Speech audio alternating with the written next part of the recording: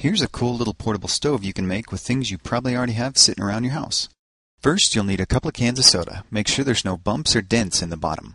You'll also need some fine sandpaper, a utility knife blade, a thumbtack, a coat hanger, some fiberglass, and a bottle of heat. Use the sandpaper to remove the paint off the bottom couple of inches of both cans.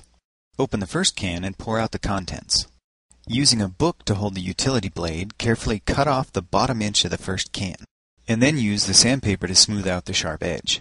Use the second can to stretch out the lip of the bottom half of your stove. Now just add some fiberglass and your bottom half is done. Make the top of your stove the exact same way. Before assembling the two pieces, you'll need to use the thumbtack to create a fill hole in the top half. Now comes the tricky part. Carefully place the top half inside the bottom as level as possible so the edges don't catch. Use a shim from the leftover piece of can if you're having problems getting it to fit. Once you have it lined up, squeeze it together as tightly as you can get it.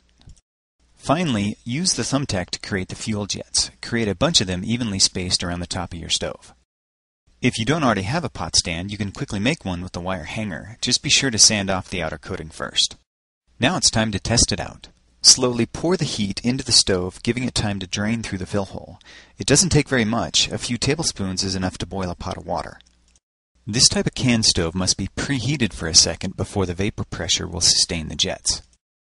Once it's lit, put the pot stand over it, and then you're ready to cook. So whether you're camping or just forgot to pay the electric bill, now you can make a tiny stove even MacGyver would be proud of.